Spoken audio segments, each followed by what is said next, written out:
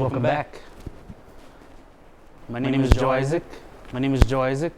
And on tonight's episode of Unsolved Mysteries of IAIA, we examine the recent reported paranormal activity amongst the on-campus residents.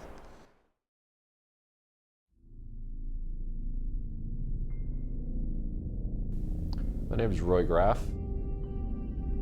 So when I first came here, I was really freaked out by it, and so I asked one of the returning students, and I was like, so am I crazy or is this? And she was like, no, it's like this happened to my roommate all the time and me. And you know, there was a couple years ago, there was this little girl wandering around campus, and no one could talk to her. She refused to talk to anybody, and they ended up calling the cops because they're like, oh my God, there's this girl we don't know, she's stranded on campus, you know, what's going on?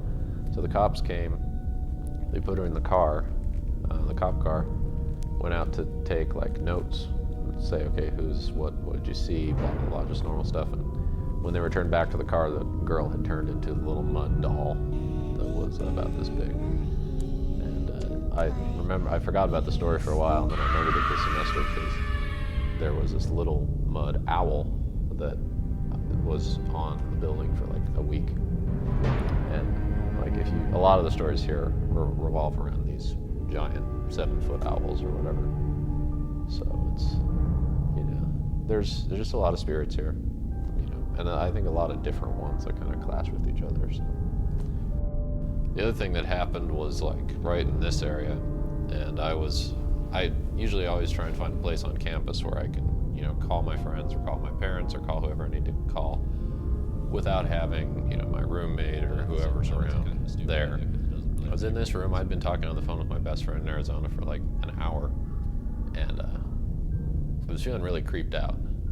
So I walked over there and slowly walked this way, and I got to right about here, looked out the window, and turned around, and I was on the phone, and something flew right above my head and went that way. And it wasn't like a pigeon, you know, or something tiny, like a sparrow or something that would make sense. It felt like it was really big. And this is a really weird room because the only entrances are right there, and right there, and they're all like that takes 3 doors. So it just didn't make any sense that a bird could get up here, you know, and especially with this semester with that little mud owl appearing over there. It was just, that was my kind of thing. So I don't even come into this building at night anymore, really. So that was exciting.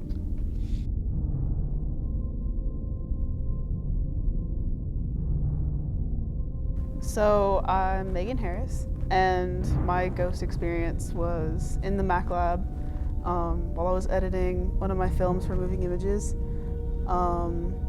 I couldn't get the lights to turn on at first. Like I had gone to the building not knowing I was by myself. But when I had gotten there, everything was dark, the room was closed.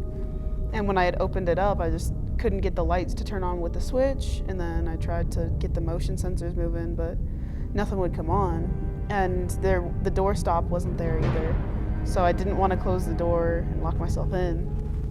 So after I went in there, waved my arms around, tried to get the switch to work, I found this empty bottle that somebody left on the floor and threw it across the room to see if the sensor was over there, but nothing worked.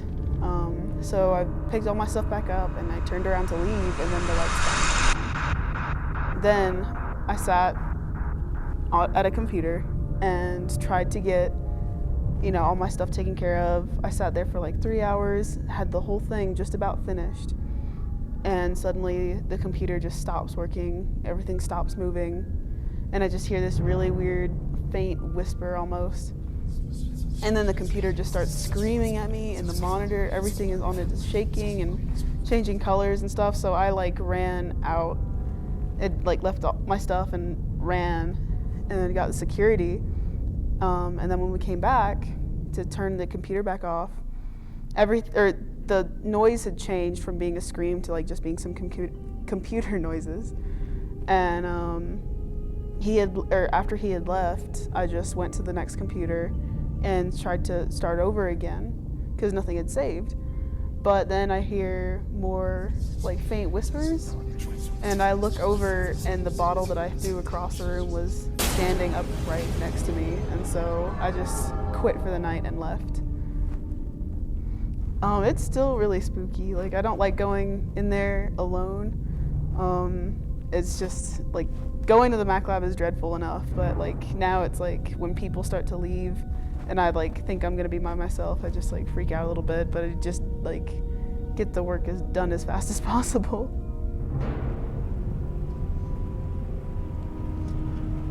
Thank you for watching.